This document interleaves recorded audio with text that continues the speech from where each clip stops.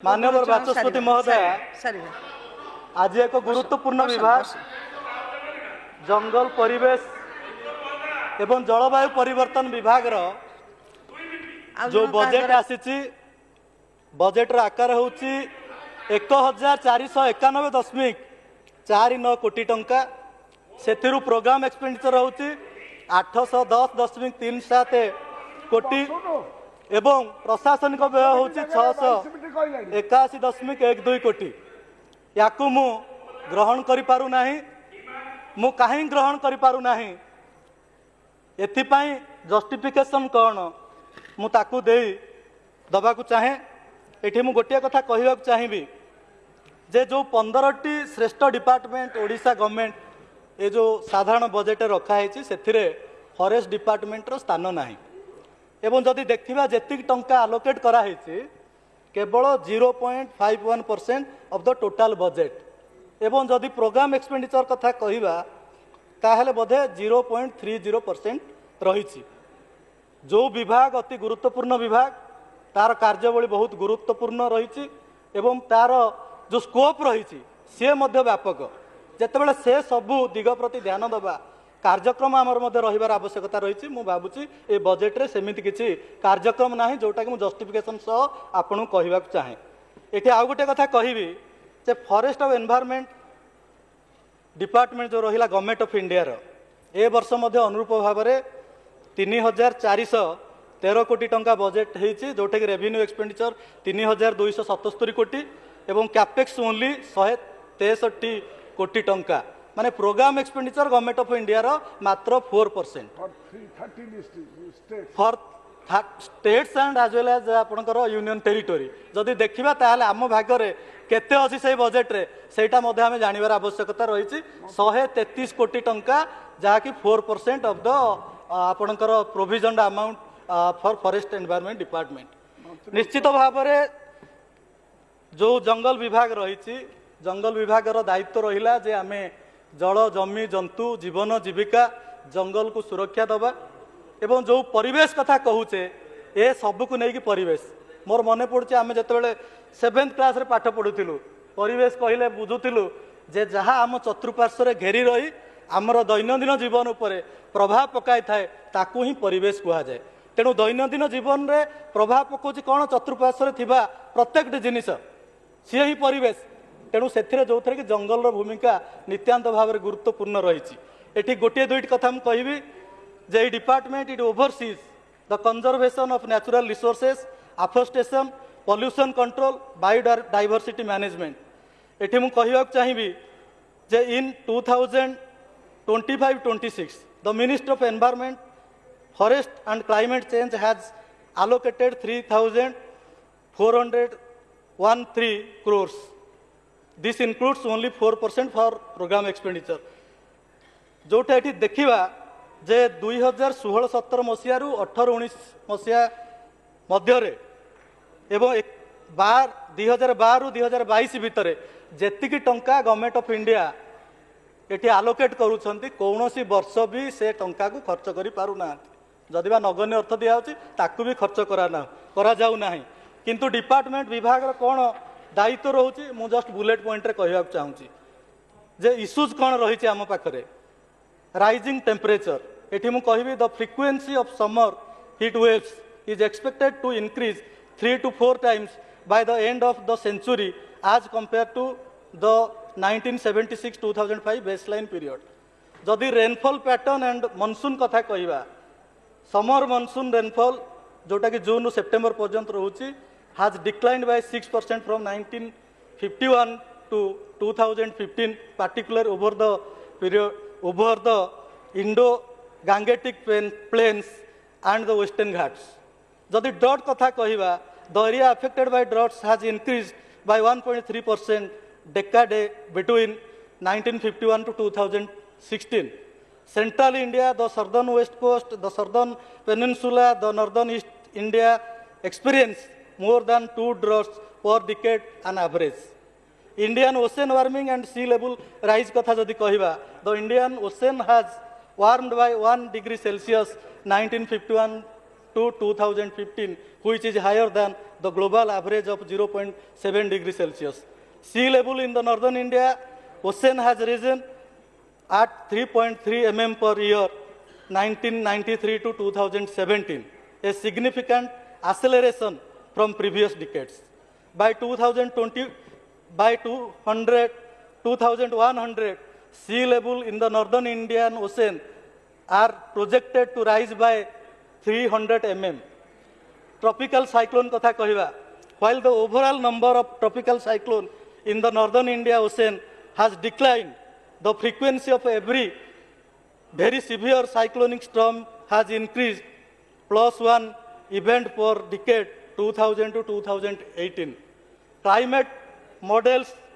predicts that cyclone intensity will rise in the future due to ocean warming. Jodi Himalayan region kotha kahiba, the Hindu Kush Himalaya have warmed by 1.3 degrees Celsius between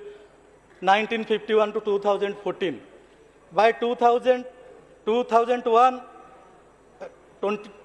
2100, the region is projected to experience a 5.2 degrees Celsius rise in average temperature and decreased snowfall. Glacier retreat and reduced snowfall have been observed across many areas except in the Karakoram Himalaya where winter snowfall has increased. ये जो source एटा होची ministry of earth science 2023 रो ए report कहूची जेतेबेले ए सब समस्या देकी आमे गति करूचे निश्चित भाव में आमर जो बजेट रहउची ए सब इश्यू को एड्रेस करबा पई उद्दिष्ट होबार आवश्यकता रहिछि जहा द्वारा कि आमे आमर एनवायरनमेंट आमर क्लाइमेट चेंज आमर फॉरेस्ट को आमे सुरक्षा दबा एवं ए दिगरे कार्य करबा पई आमे तत्पर होबार आवश्यकता रहिछि तापर म आसीबी राज्यर जो बजेट कथा आमे कहूचे एथि जदि देखिबा ताहले जो रही आपंकर बजेट अमाउंट 1491.49 कोटी से कांपा योजना 1021 कोटी टंका रही सबुज नदी मिशन अधीन 53 कोटी टंका रही राज्यर समुजीवा वृद्धि 75 कोटी टंका रही आपणकर आम शिमिलपाल योजना 50 कोटी टंका रही तेणु ये हूँ प्रमुख दिग जो थे कि प्रस्तावित फॉरेस्ट एवं एनवायरनमेंट डिपार्टमेंट तार बजेट को करतेबले ये सब समस्या रही ए दिगरे आमर कौन सेमती आखि दृष्टिया कार्यक्रम ना या स्वतंत्र बजेट प्रावधान ना तेणु निश्चित भाव में बजेट को मु ग्रहण कर पारुना ये कहवाक चाहिए जे आज जंगल निया कथा आम कहवा prevention is better than cure जितेबले रोगी रोग को न जा पूर्व जदि किसी प्रिवेंटिव मिलूँ जदि सेटा को से नेला रोग मुखरे न पड़ा निश्चित भाव में सी गुरुत्व बहन करुच्चे जे रोगी क्योर होकर आसवा ठारू से भली आज जंगल निया कथा कहूचे ओडिशार आज 89 जगार आज डाटा जो पेपर रे बाहर संवाद रे बाहर अन्य पेपर रे बाहर देखिए 89 स्थान रे जंगल निया लगी एवं 3-4 दिन भितर आसिलेट हो अधिक बढ़िबार लगी 100 हेक्टर जंगल नष्ट होबार लगी एवं समग्र देश रे आमे 1 नंबर रही तापर मिजोराम रही जंगल क्षय बाबद तेणु ए दिगरे जदि मु कहबी जे आमे केते टंका जंगल निया लिभेवा खर्च करुचे जदि जंगल निया लिभेवा खर्च करुचे ताहले ता पूर्वर जंगल निया न लगे से पैसा कहीं तार द्विगुणित कहीं बर खर्च न करा जे प्रत्येक जगार लोक रखा आपणकर आर्टिफिशियल इंटेलिजेंस कथा कहते तार हेल्प नौकरी किंतु परवर्ती समय नौचे आम निया लगी सारा पर नौचे आम तेणु आम निश्चित भाव में जिते संख्यक लोक आवश्यकता रही प्रिभेन्टिव जहाँ नबार अच्छी बर ता पूर्वर आम जाचे जंगल निया लगे गोटे निर्दिष्ट समय सीमा रही से समय सीमा भितर जो अंचल प्रोन एरिया रही जो अंचल जंगल निया लगे व्यवस्था रही जदि से आम लोक सचेतन करवा से लोक आम सजाग करवा से आवश्यक मैन पावर दबा ताले निश्चित भाव में मुझे भावुची जे जंगल निया को आम रोकी पारिबा तेणु ए वर्ष निश्चित भाव में बजेट रे कौन व्यवस्था रही माननीय मंत्री निश्चित भाव में उत्तर रखिए जे आमर रोड मैप कौन जंगल निया को लिभेवा आम केते दूर जागृत रहीचे सचेतन रहीचे लोक सचेतन करने एवं केते दूर प्रोत्साहन दौचे जंगल निया केमती न लगे लोक निश्चित भाव में माननीय मंत्री कहे जो कथा कहते 17टी जिले में पोड़ू चाष कर लोक मैंने निआ लगा जदि पोड़ू चाष कले ताहले निश्चित भाव में आम कह अणकाष्ट जो रही आमर माइनर फॉरेस्ट प्रोड्यूस ताकू कलेक्शन करवा से जीविका पाइबा कौ क्षेत्र केते दूर परिचालना करुच्ची विभाग जदि से ताकू आम तांकर लाइवलीहुड को एनश्योर करवा ताहले पोड़ू चाष को कहीं जीवे से माने ये आउ गोटे कथा मुझे सजेसन देवाक चाहिए जे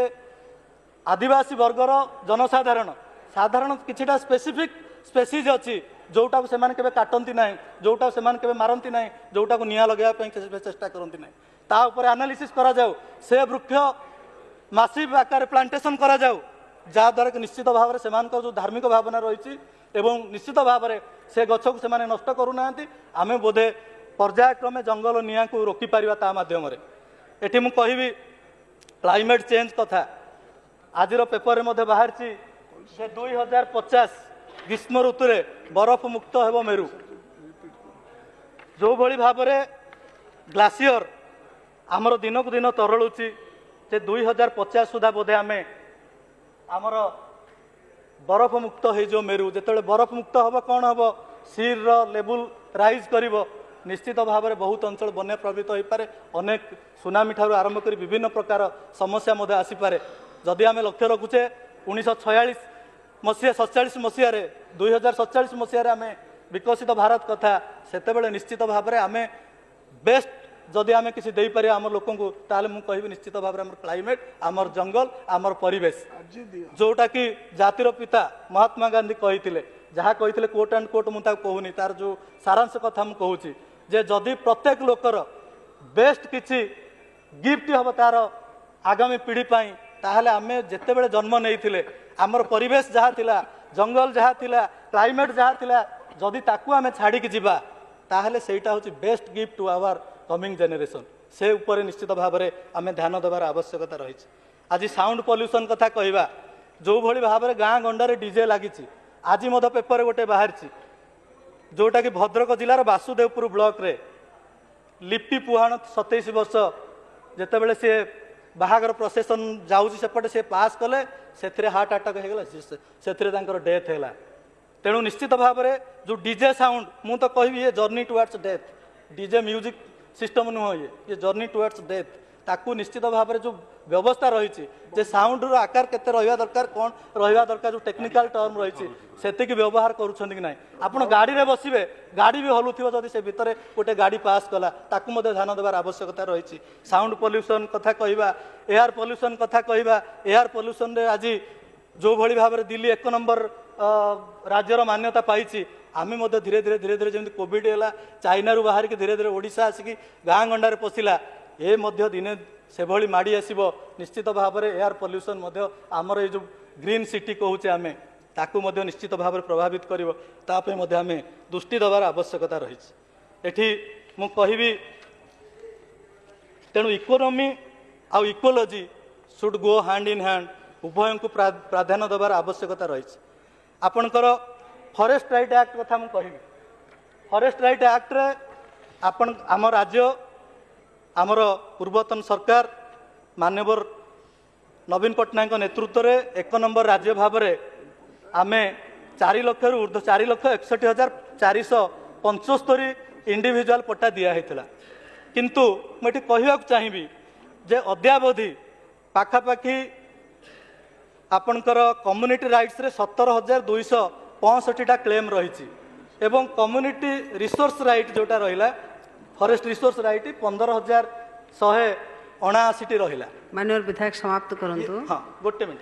यार उद्देश्य रोचे जे आमे जदि जो कम्युनिटी रिसोर्स राइट के आम दबानी जमती पशु एवं मनीष भितर बर्तमान फाइट चली एवं विभाग एवं साधारण लोक मध्य से मिसट्रस्ट रही कहीं क्या विश्वास करूने जंगल विभाग भावुची जे लोक मैंने होचंदी मूलक कारण आम जंगल को नष्ट करने लोक मैंने भावुंट जे जंगल विभाग आमको डरवा चेष्टा करुच्ची ए मिसट्रस्ट न रो जोठे जदि जंगल सुरक्षा हे निश्चित भाव में स्थानीय लोकंर भागीदार यह संभव हो पार आपंकर विभिन्न VSS अच्छी प्रत्येक VSS को कम्युनिटी रिसोर्स राइट रे दिया जाऊ कम्युनिटी राइट्स रो अधिकार दिया जाऊ ओडिशा रे मु जति जानी केवल मदनपुर रामपुर रे गोटे पंचायत को आपंकर दिखाई कम्युनिटी रिसोर्स राइट जोटा कि अणकाष्टयुक्त माइनर फॉरेस्ट प्रोड्यूसर जो बांबो मैनेजमेंट को सेमाने निज हाथ को नहीं तेणु एभली सबू जगार करा जो रेस्पॉन्सिबिलिटी दिज्व निश्चित भाव में सहभागिता बढ़िबो आम ट्रस्ट को आनिबार अच्छी लोकल लोक मिसेकी जंगल को आम आग को बढ़ार आवश्यकता रही तेणु ये सब प्रावधान ये व्यवस्था भीतर किसी ना आउ गोटे दुईट कथा मुझे कहवा चाहिए tourism project of forest department एठी why is forest department that is unable to protect wildlife और safe forest engaged in tourism the Tampara eco resort project in Ganjam district funded by the government of India has run into legal problems and there is an order by the NGT for demolition of tourist bungalows built inside the lake since it is Ramsar site. Under wetland rules, no construction can be carried out inside any wetland that is notified as a Ramsar site. It is a question for you. Has the government fixed the accountability on the officers of the forest department who approved this project and allowed such illegal constructions? Has any demand been made to recover public fund spent on such illegal construction from these offices? How much money has been invested by the forest department in tourism projects constructed by them during the last 10 years with year-wise breakup? माननीय मंत्री निश्चित भाव में कहे how much revenue has been earned from tourist projects run by the forest department during the last 10 years with माननीय year-wise विधायक Shri breakup? Dushmant Kumar स्वाई। तेणु ये सब व्यवस्था जिते ना मुझे बजेट को ग्रहण कर पारु नहीं। धन्यवाद बाचस्पति।